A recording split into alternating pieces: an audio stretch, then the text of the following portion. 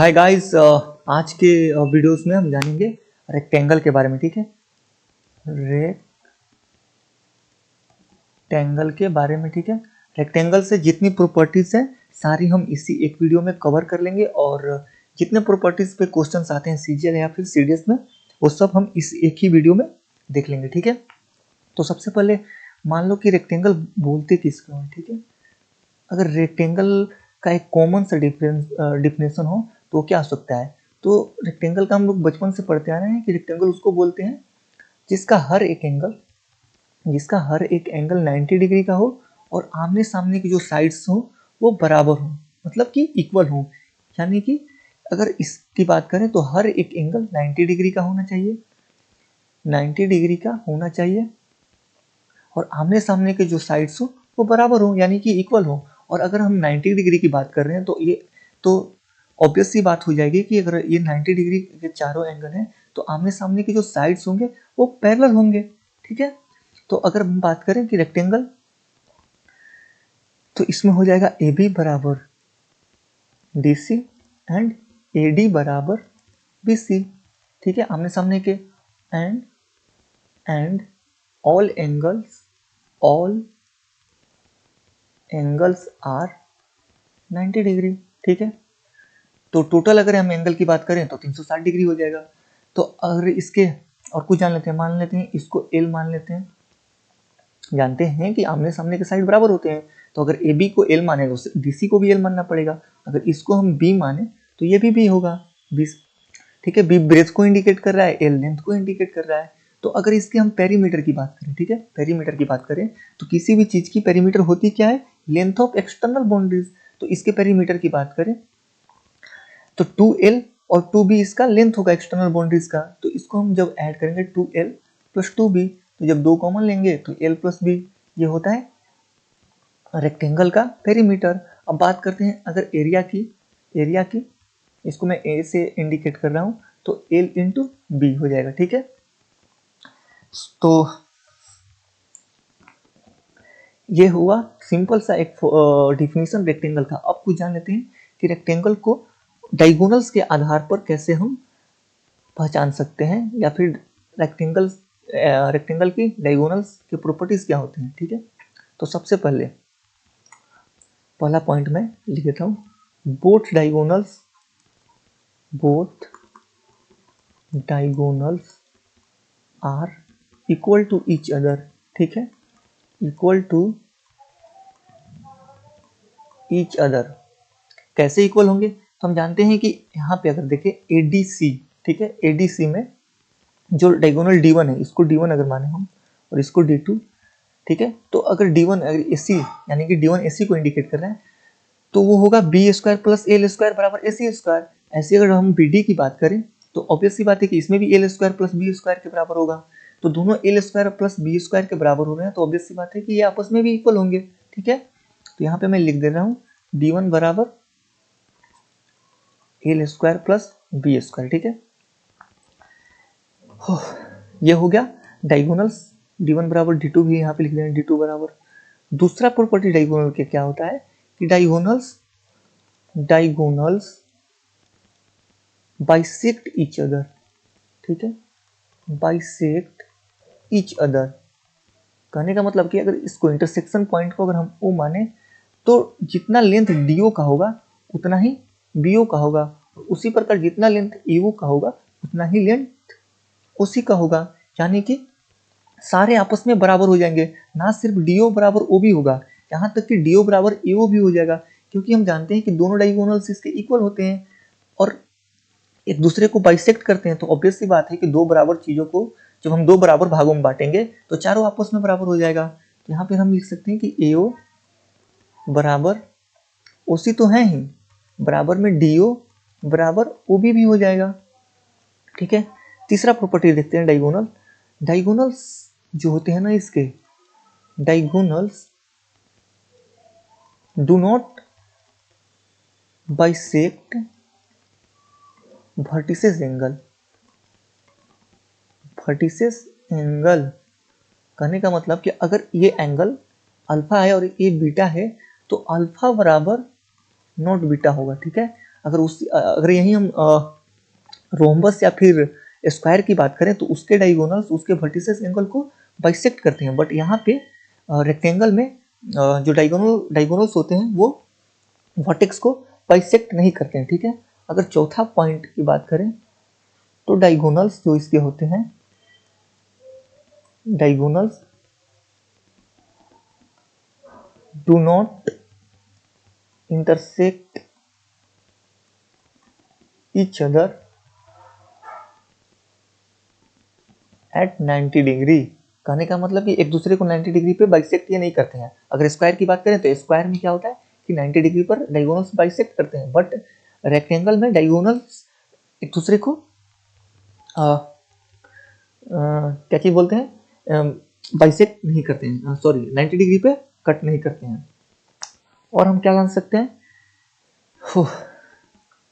और हम जान सकते हैं यहाँ पे, हाँ एक चीज कि यहाँ पे एक और अच्छा कंक्लूजन निकल के आता है कि एरिया ऑफ ट्रायंगल एओडी, ठीक है, एओडी बराबर होता है area of triangle, area of triangle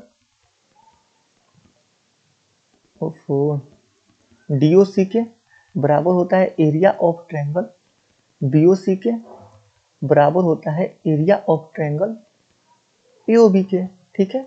अगर हम किसी रेक्टेंगल को डायगोनल से उसको 4 पार्ट में डिवाइड करें तो उन चारों का जो एरिया होगा वो आपस में इक्वल हो जाएगा। और जब हम जानते हैं कि जब चारों को ऐड करेंगे तो रेक्टेंगल का पूरा एरिया निकल करके आ जाएगा। इसका मतलब कि रेक्टेंगल का एरिया हुआ कितना, 1/4 एरिया ऑफ रेक्टेंगल, ठीक है। ये अगर चारों आपस में बराबर हो जाएंगे तो अगर क्या चीज बोलते हैं इसको, रेक्टेंगल का एरिया निकाल करके उसको उसका 1/4 निकालेंगे तो किसी भी एक ट्रायंगल के बराबर हो जाएगा। अब इसमें हम जान लेते हैं कि यह आपस में बराबर होता कैसे, तो हम सिंपल से यहाँ पर देख सकते हैं कि सारे जो वो है क्या चीज बोलते हैं, यहाँ पे ट्रायंगल बन रहे हैं वो सारे एक दूसरे के कॉन्ग्रुएंट हैं, दैट्स वाई कि सबके जो एरिया है वो बराबर हो जाएंगे, ठीक है। और कुछ जान लेते हैं, यहाँ पे जान लेते हैं कि एरिया ऑफ ट्रायंगल डीबीसी, ठीक है, डीबीसी बराबर होता है area of triangle ACD, ACD बराबर होता है एरिया ऑफ ट्रायंगल एबीसी, ठीक है। और एक कौन सा बच रहा है,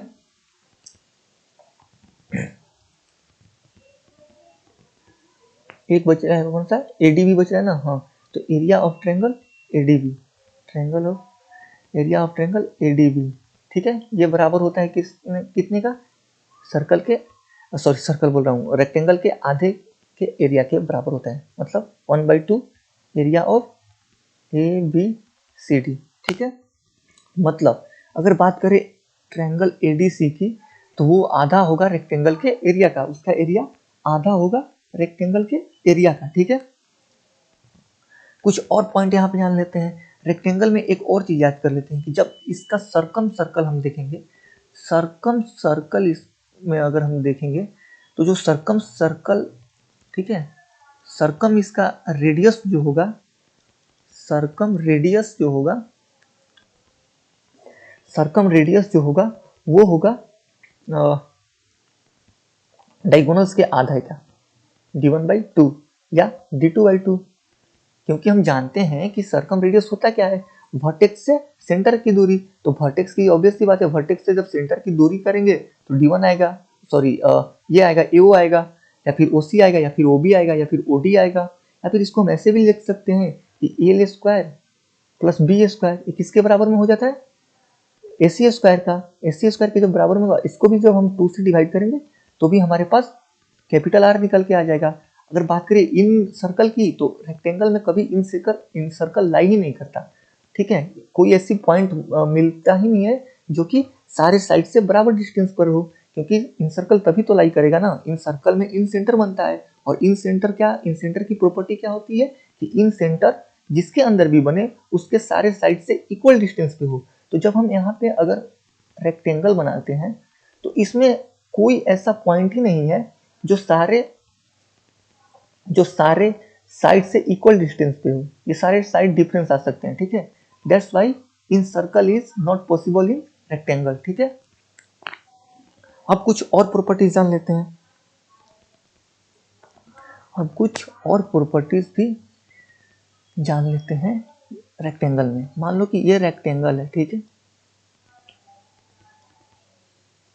ये रेक्टेंगल है, एक मिनट,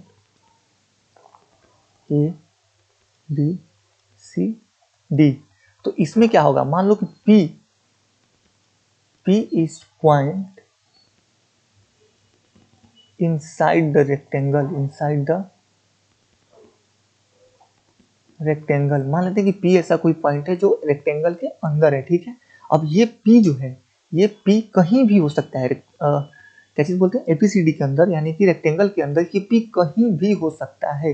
तो इसका क्या प्रॉपर्टीज निकल के आता है कि अगर जब हम इसको, मान लो ये P पॉइंट है, ठीक है, जब हम इसको मिलाएंगे P को B से और P को C से, तो इसका निकल के आता है कि AP का स्क्वायर जो होता है प्लस PC का स्क्वायर बराबर होता है DP के स्क्वायर प्लस, एक मिनट,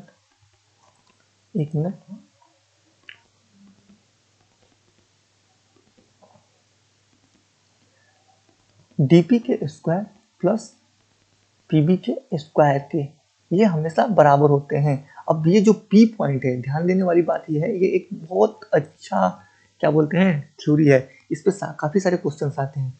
तो P जो है ना, P ABCD के अंदर कहीं भी हो सकता है, कहीं भी, यहाँ भी, यहाँ भी, यहाँ भी, कहीं भी हो सकता है। अब ये आता कैसे है वो हम अगली वीडियो में जान लेंगे, ठीक है, जान लेते हैं, इसी में जान लेते हैं ये आता कैसे है। चलो ठीक है, जान लेते हैं। मान लो अगर यहां से हम एक मिनट परपेंडिकुलर इस पे डालें जिसका लेंथ x है, ठीक है, इसको मान लेते हैं q, और यहां से एक परपेंडिकुलर इस पे डालें, ठीक है, जिसका लेंथ y है, इसको मान लेते हैं r, ठीक है। तो अब अगर हम triangle D Q P and triangle P Q C में देखें, तो x का स्क्वायर जो होगा, इसमें देख रहे हैं, पहले देख रहे हैं डीपीक्यू में, तो x का स्क्वायर जो होगा, यानी कि परपेंडिकुलर, ये देख सकते हैं कि यहाँ पे राइट एंगल ट्रायंगल बन रहा है, तो x का स्क्वायर होगा हाइपोटेन्यूज, यानी कि डीपी के स्क्वायर माइनस डीक्यू के स्क्वायर के बराबर, ठीक है। और अगर हम x का स्क्वायर x की वैल्यू इसमें देखें पी क्यू सी में, तो x का स्क्वायर बराबर होगा, एक मिनट,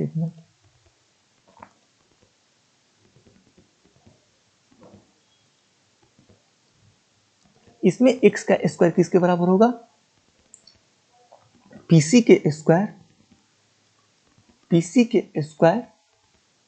माइनस क्यूसी के स्क्वायर, इसको हम एक मान लेते हैं, मतलब कि इसको हम इक्वेशन एक मान लेते हैं। अब देखते हैं ट्रायंगल, अब ट्रायंगल कौन सा हो गया, पीआरबी एंड ट्रायंगल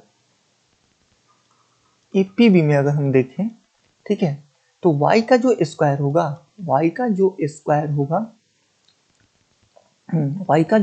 होगा वो किसके बराबर होगा, बीपी के स्क्वायर माइनस बीआर का स्क्वायर, ठीक है, बीआर का स्क्वायर।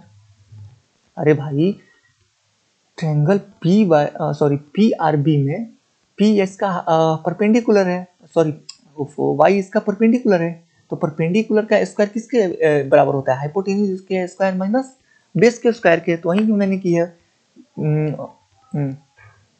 बीपी के स्क्वायर माइनस बीआर का स्क्वायर किया है। और अगर इसमें देखें, इसमें ट्रायंगल एआरबी में, तो वाई का स्क्वायर किसके बराबर हो जाएगा, एपी के स्क्वायर माइनस एआर के स्क्वायर, ये हो गया इक्वेशन नंबर 2, ठीक है। जब हम इक्वेशन 1 और 2 को ऐड करेंगे, ठीक है, जब हम इक्वेशन 1 और 2 को ऐड करेंगे तो हमारे पास रिजल्ट क्या आएगा। इससे पहले एक चीज और जान लेते हैं, यहाँ पे हम देख सकते हैं कि आरबी जो है, आरबी वो बराबर है क्यूसी के, ठीक है, वो बराबर है क्यूसी के, और ए आर जो है वो बराबर है डी क्यू के, ठीक है।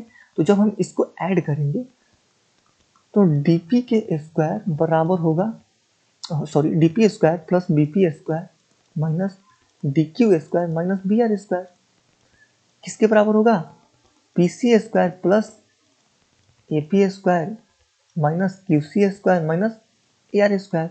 अब हम जानते हैं कि आर बी और क्यू सी आपस में बराबर हैं, तो इनका स्क्वायर भी बराबर होगा। तो यहाँ से ये स्क्वायर है, ठीक है, बी आर का स्क्वायर और क्यू सी का स्क्वायर कैंसिल होगा, ठीक है, और ए आर का स्क्वायर डी क्यू के स्क्वायर से कैंसिल होगा। तो फाइनल हमारे पास रिजल्ट आ गया क्या, डी पी का स्क्वायर प्लस बी पी का स्क्वायर बराबर होगा पी सी के स्क्वायर प्लस ए पी का स्क्वायर, ठीक है। ये बहुत इंपॉर्टेंट वो है, क्या चीज बोलते हैं, कॉन्सेप्ट है, ठीक है। तो guys this properties are all about rectangle, ठीक है। हाँ, एक चीज और एक मिनट, एक चीज और रख गया उसको। अगर मान लो यहाँ पे अगर मैं एक रेक्टेंगल बना दूं, ठीक है, यहाँ पे अगर हम एक रेक्टेंगल बना दें, इसको ए मान लेते हैं और इसको बी, ठीक है, और इस रेक्टेंगल के अंदर अगर हम एल को बेस मानकर अपोजिट साइड एक ट्रायंगल बनाए, ठीक है, इसका नाम भी दे देते हैं ए बी सी डी, ठीक है। तो इसको मान लेते हैं, क्या मान लें, क्यू मान लेते हैं। तो जो ट्रायंगल का एरिया होगा, यानी कि ए बी क्यू का एरिया हमेशा इक्वल होगा, हमेशा रेक्टेंगल के एरिया के आधे के बराबर होगा, यानी कि area of triangle A Q B बराबर होगा 1/2 area of A B C D के बराबर में, ठीक है। ये आता कैसे, सिंपल सा हम देख सकते हैं कि अगर ये एल है तो ये जो होगा वो बी के बराबर होगा, तो 1/2 एल बी हो जाएगा क्या, ट्रायंगल का एरिया, और जानते हैं कि रेक्टेंगल का एरिया कितना है, एल बी। तो हम देख सकते हैं कि एल बी के आधा है 1/2 एल बी, वही मैंने लिखा है कि ट्रायंगल ए क्यू बी का एरिया बराबर होगा रेक्टेंगल के आधे के बराबर। तो यही है सब, क्या चीज बोलते हैं इसको, रेक्टेंगल के बारे में। इससे बाहर रेक्टेंगल की कोई प्रॉपर्टीज नहीं होती। अब मैटर ये करता है कि हम क्वेश्चंस रेक्टेंगल पे कितना करते हैं, ठीक है। यहाँ पे क्वेश्चन मेरे पास अभी इक्विपमेंट नहीं है कि क्वेश्चन मैं कराऊँ, आगे से मेरी कोशिश रहेगी कि हर एक जो भी टॉपिक पढ़ा रहा हूँ मैं उससे रिलेटेड सारे क्वेश्चंस भी मैं प्रीवियस ईयर के करवा दूँ, ठीक है गाइस, थैंक यू।